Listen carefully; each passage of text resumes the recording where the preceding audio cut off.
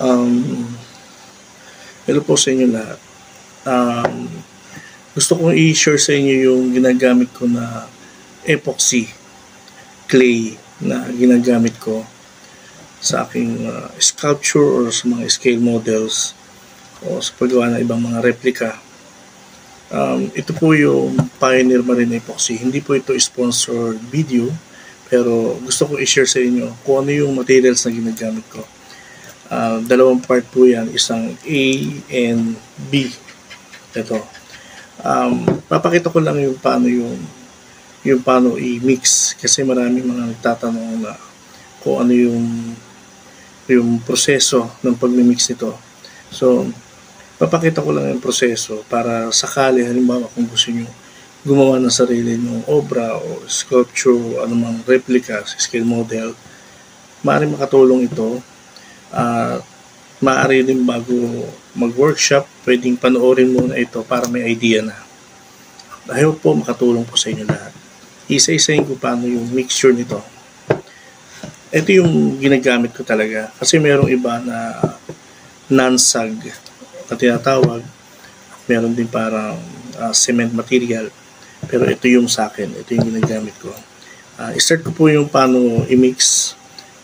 Sundan nyo lang po maigi. Sa iba naman na nakakaalam, pwede kayo magdagdag na idea, pwede nyo i-comment po.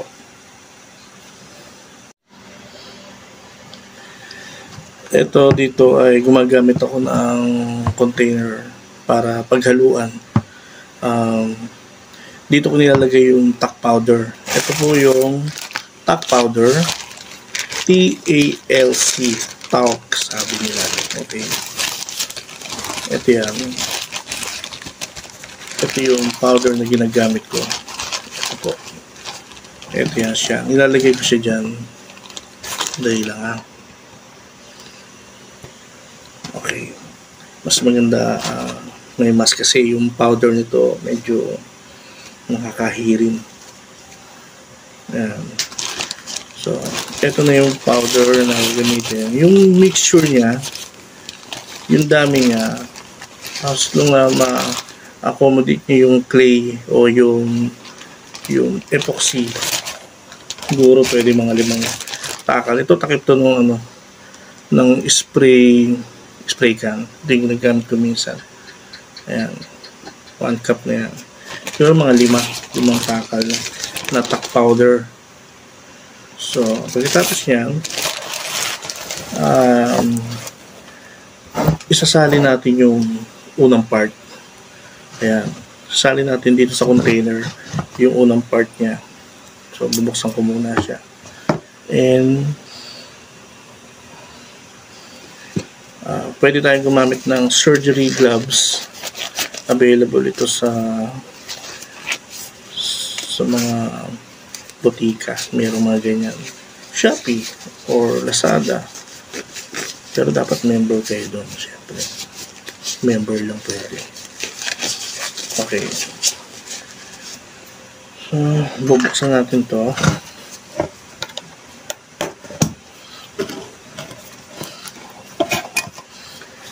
Yung part A. Nakita nyo kulay gray. Ayan siya. Pupa ko ngayon ng pang sandok. Sandali ha. Ayan. Kuha tayo ng spatula para pang sandok. Tinising ko lang saglit. Ayan. Ngayon, ready na siya na isalin. Ayan.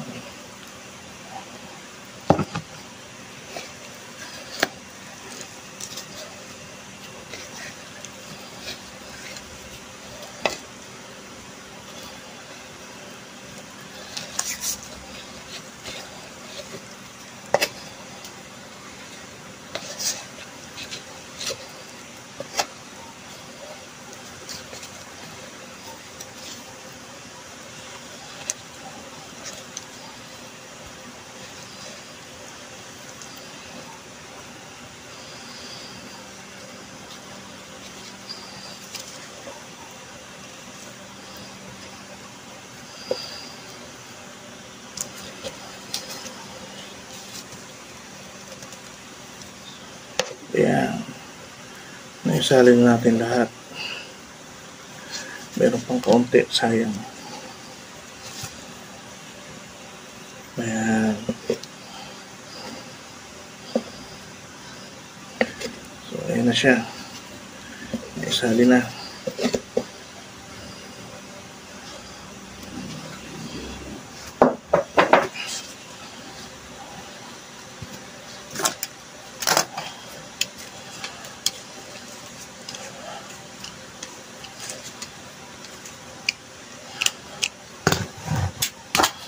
Ayan. Ayan siya. Naisali natin siya. So, makita niyo yung powder. Ayan. Tignan nyo. Yung powder. Ayan. Makita niyo yung powder na yan. Ayan. Ayan siya. Ang dahilan kung bakit nilalagyan ng talc powder para hindi manikit sa kamay yung clay. Kasi kita nyo naman, ito masyadong madikit to kung walang powder. Kaya kailangan nating haluin yan.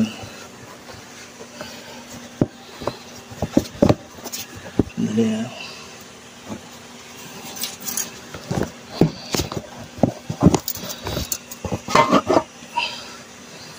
Ayan. Oops. Ayan siya.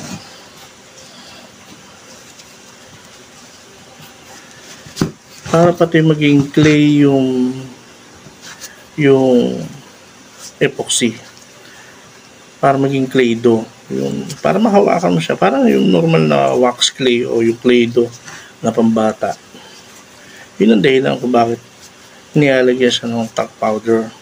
May ibang gumagamit, hindi talc powder, yung patching compound. Ano kaya, mismong pulbos. Yun, ginagamit nila yun, panghalo ng epoxy. Pero ako, ito kasi talc powder, hinahalo talaga ito sa resin. Kaya ito yung ginagamit ko.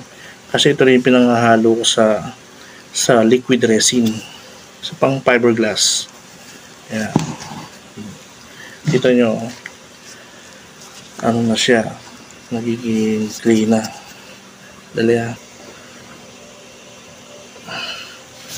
Kaya, kita nyo na, nagiging clay na siya. Ayan.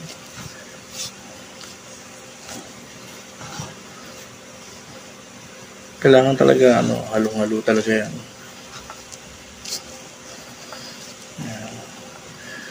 So, para ka nagmamasa rin ng tinapay.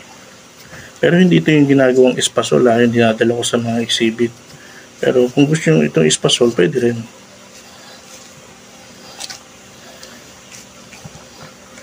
Yung suki ko yan, si Aling Vilma Espasol. Yan, pwedeng sponsor yan.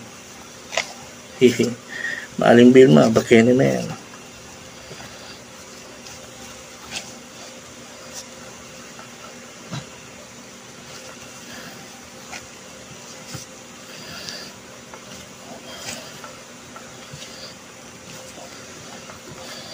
Huwag ding sobrang dami yung talc powder kasi pag sobrang dami yung talc powder na ilalagay natin dito, rumurupok yung quality ng epoxy. Kaya pagkatapos din ito, huwag masyadong mag-iwan ng powder dito sa lagayan kasi masisip-sip niya yung powder. Kaya dapat walang gaanong powder yung lagayan. May matitira kaunti lang. Kasi dito rin natin iiwanan yung itong na-mix. Dito rin sa separate yung container na ginagamit ko. Ayan. So, ngayon, okay na. Ayan na siya. Ayan o. Ayan, ganda na o. Tama-tama lang yung pagka-clay niya. Tama-tama lang siya. Ngayon, ginagawa ko yung natirang powder. sinasaling ko sa isa pang container. Ayan. Yan yung tira. Ayan.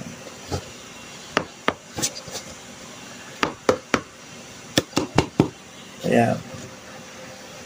So, ngayon, yung clay na, ito yung clay na nahalo natin. Ibabalik ko lang dyan. Dyan lang siya. Ayan. Tapos, takpan ko. Susunod, nahaluin natin yung part B. So, ganun ulit. Container. Tapos, salin ulit tayo ng talc powder. Diyan. Ito na yung pangalawa, yung part B.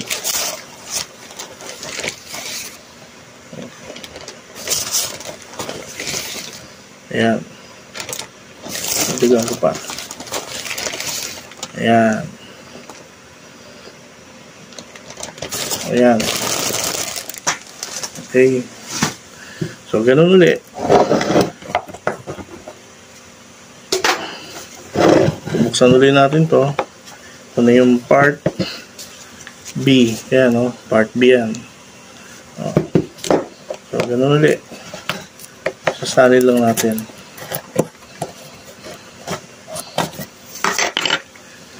Ayan. Spatula para mas mabilis kunin. Ayan. Dali mo makilalaman kay iba kasi ito maputi-puti. Yung isa gray. Kasi isa dito ay resin, yung isa hardener.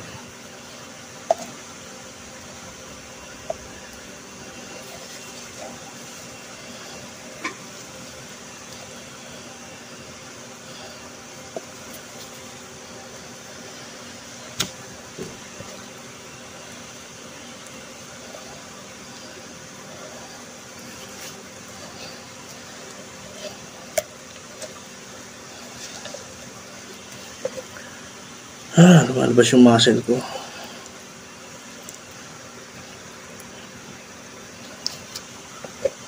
Kita nyo, dikit-dikit oh. Sobrang dikit yan. Kaya paano na kung walang powder? Yung iba, may gumagawa ng gano'n, pero ako kasi hindi ako komportable ng sobrang dikit sa kamay.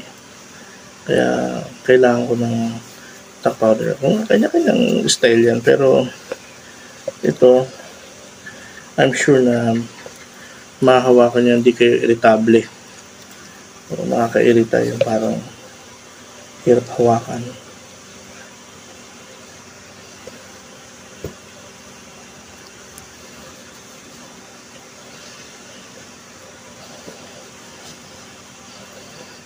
Ayan, okay na. Ayos. So, same process. Linis muna.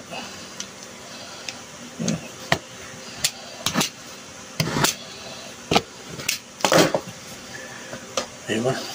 Okay. Ayan, naisalin na natin. So, ganun ulit. Oh, halo. Ayan, oh. Kita nyo naman.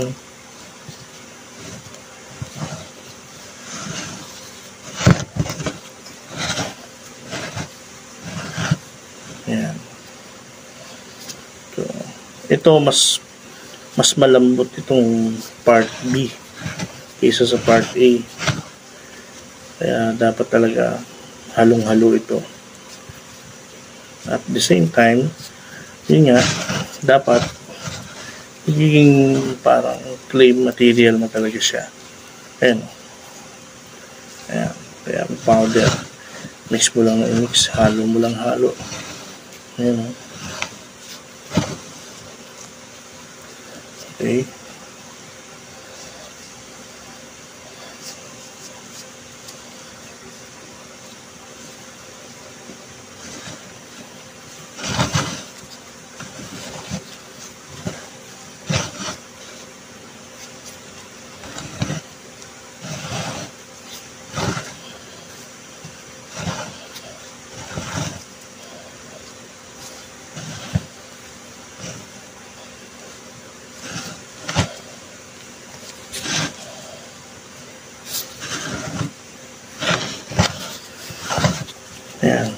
mas nagkakaroon na siya ng katawan or laman kasi nga may powder na. Ayan.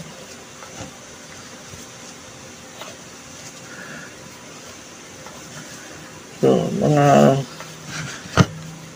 20 minutes, 15 minutes, so wala pang 20, tapos na kayo sa pag-mix nito eh. Yung ginamit nga pala natin ay isang set na tag 1 liter. Ayun o. Ilan nga ba yan?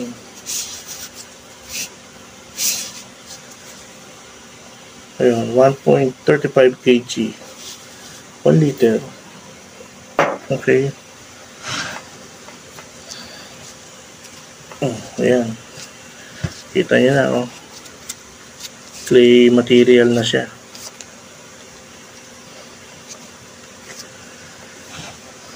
Sa iba na nagtatanong kung gaano yung tinatagal, kailangan ba pagka na-mix mo, ubusin mo na lahat? Depende yan sa ano. Depende yan. Kung marami kang gagawin, maubos mo talaga yan. Pero sa akin, wag mo siyang stock ng sobrang tagal. Maganda rin, siyempre, productive ka. Gamitin mo ng gamitin. Kung hindi ka naman wala ka pang gagawin, huwag ka muna mag-mix. Kasi experience ko, medyo pagka tumagal siya, hindi na rin maganda yung ano, sobrang tigas din pagka masyadong matagal mong hindi ginamit.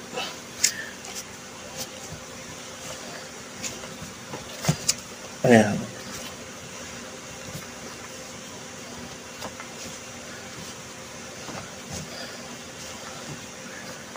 Yung dati kong video na ginawa na ganito, mabilis lang naman yung una kong video. Walang ganong paliwanag. Pinakita ko lang, medyo fast forward pa nga yun. Wala akong gloves doon. Okay lang din naman, pero siyempre, para di tayo mabash. Sabihin, safety, ganyan, hindi, okay din naman. Mas maganda naman din talaga may gloves. Pero, sa paggawa kasi, actual, yung mismo nagmo-mold, naggagawa ka ng sculpture, ang hirap kumilos ng may gloves. Pagka magmi-mix, okay. Yung maghahalo ka na A and B, okay. Pero yung mismo nagdi-detailing ka, siguro iba, sanay na may gloves. Ako kasi hindi ako sanay. Pagka gumagawa, maganda. Bago ka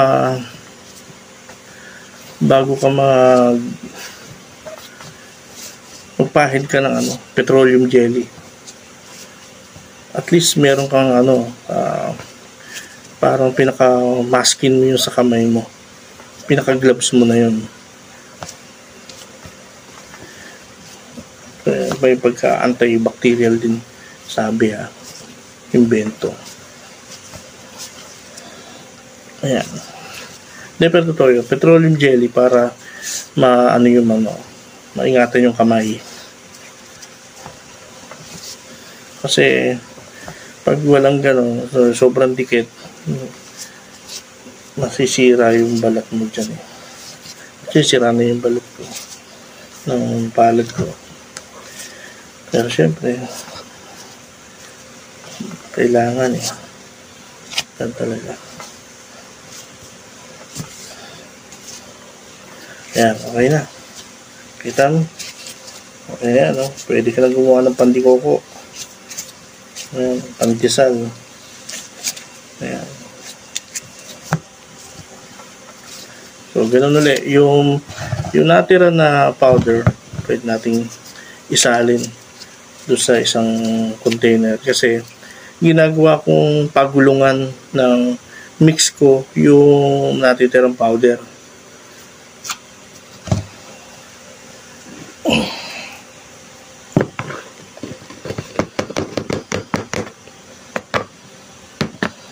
Okay. So, ayan. So, bali tatlo yung container ko. Ayan. Ito ang part B. Ayan. Kunin ko yung isa. So, ayan siya. Kita nyo. A and B. So, paliwanag ko lang. Pagka gagamit kayo nito, no? Siyempre, hindi mo lahat ipimix. Hindi mo kailangan pag-mixing lahat agad-agad. Unti-unti lang yung paggamit nito. Yan. Unti-unti lang yung paggamit. Mayroon ka lang gagawin kaprasong kailangang tapalan o gawing part. So, kuha ka lang ng konti. 1:1 yung mix nito. Tansyahin mo na lang kung pareho sila ng dami. Ayan o. So, pwede mo siyang paghaluin. Doon mo lang siya paghaluin. Pagka gagamit ka, saka mo lang siya paghaluin. Okay? Mamaya paghaluin mo, tapos itabi mo, matutuyo yan. Kasi ang isa dyan ay hardener o catalyst. Yan. So, ito na yun. Ito na yung ginagamit ko na clay. Yan. Pwede mo siyang paghaluin pagka gagamitin mo na. So, ito yung ibang mga ginagawa ko. Yan. Yan. Epoxy halos lahat yan. Yan. May bakal sa loob. May structural yan sa loob. Para siguradong matibay. Yan. Yan. Epoxy yan. Ngayon, sa tanong naman na gaano katagal matuyo, yung sagot ko dyan, mabilis lang naman tumatuyo. Sa loob ng, hindi pa sobrang bilis. Ibig sabihin, in 30 minutes, mag-i-start na siyang makuro o matuyo. Kasi, habang hindi mo siya ginagamit, halimbawa nakamix yan, lalo na marami kang na-mix, pag-aralan mo maigi, orasa ang technique dyan, kung kayo yung gagawa, mas maganda orasan nyo yung nakamix na makapal o yung naka-apply na doon sa sculpture. Kasi umiinit ito habang natutuyo. So, patigas ng patigas yung clay. So, ang technique dyan, orasan mo para alam mo yung, tansyado mo yung oras ng trabaho mo. Mas maganda yun. Pwede mo ilista. Huwag mo kalimutan ilista. Habang nag-aaral ka, mas maganda. Isulat mo ng isulat yung proseso mo. Huwag yung basta tatandaan mo lang. Para sa susunod na gagawin mo, alam mo na, magkakaroon ka ng comparison doon sa material na mix o doon sa unang mong mix o pangalawang mix kung gaano kadami yung hinalo mo. Ganun yun. Kasi ang sa akin, nasanay kasi akong gumamit ng clay yung clay dough, yung pambata. At saka yung sa wax din, wax clay na pang-professional. At saka yung anong clay yun, yung dali nasa dulo ng dila ko dali hanapin ko yung dulo ng dila ko.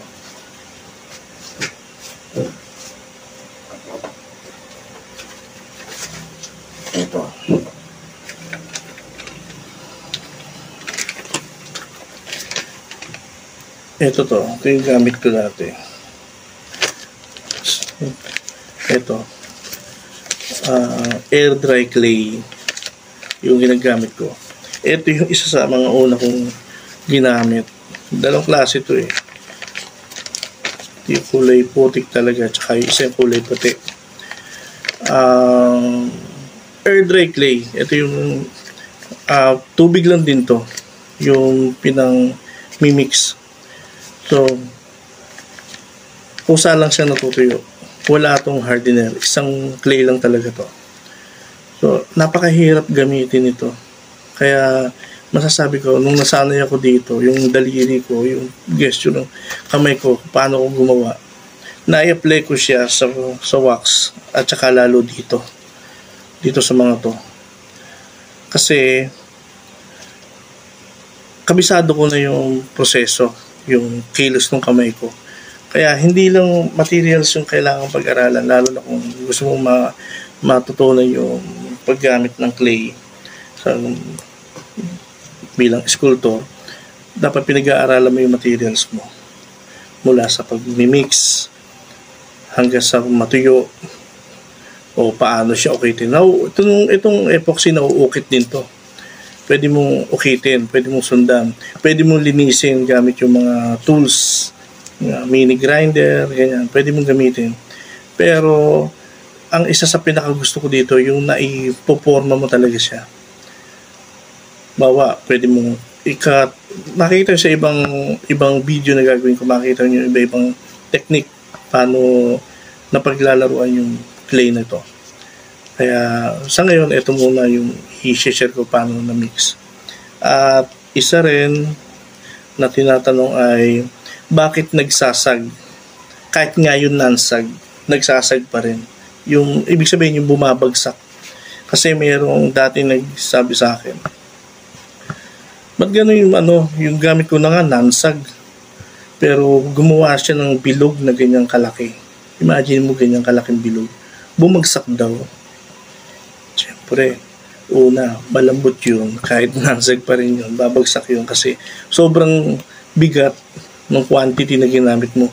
Actually, kahit maliit lang, magsasag pa rin yan. Ang technique dyan, gawa ka muna ng siyempre, ng pinaka-structure mo sa loob at saka unti-unti lang ang paglalagay hanggang sa mabuo mo yung bilog o anumang shape yung gusto mong gawin. Okay? Pero sa ngayon, eto muna. At least makapag-start kayo kung paano mag-mix nitong epoxy clay. Okay? I hope ito ay makatulong sa inyo at sama-sama tayong gumawa ng nahulog tuloy. Dali. Ayan. Ayan.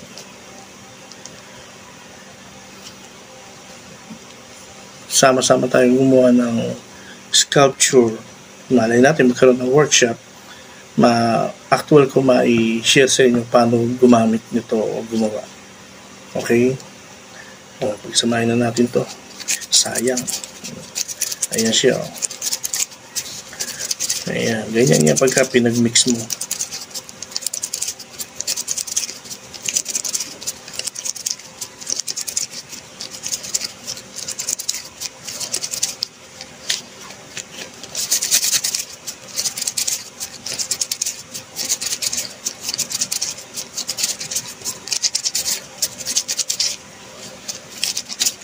Ayan.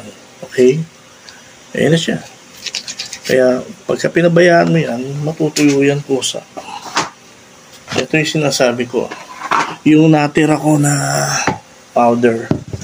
Pagka kasi, bawa, nakakamay na, wala na tong gloves. Ayan. Malagkit. May lagkit pa rin yan. Kaya, pinapagulong ko yan dyan. Ayan. O. At the same time, meron din akong backup na isa pang container ng tubig. Tubig lang yan. Ito nga pala ay water base. Pwede mong ayusin o ihulma gamit ang tubig.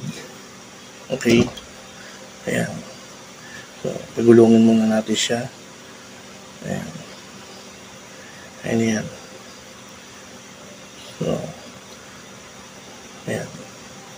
Basta yun ang sabi ko, pag-aralan nyo paano yung oras na magagamit nyo para dito. Kasi hindi ko masasabing eksakto kasi depende yan sa kilos. Pagka ito hinayaan mo, iinit yan mabilis, matutuyo. So, masasayangan ka. Kaya, pare, gamitin mo, tansyado mo yung gagamitin mo. Gaya ngayon, ito, gagamitin ko siya dito sa isa. Ayan. Kasi meron pa siyang uka So, tatapal ko yan dyan. Wala akong gamit pa na tools. Kamay lang muna. Ayan. So, once na itapal ko na yan, patutuyuin ko lang muna yan.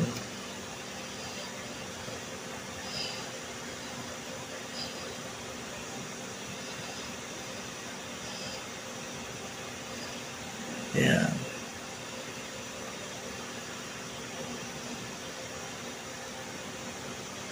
Ayan. So, Kita mo? Tapal na siya.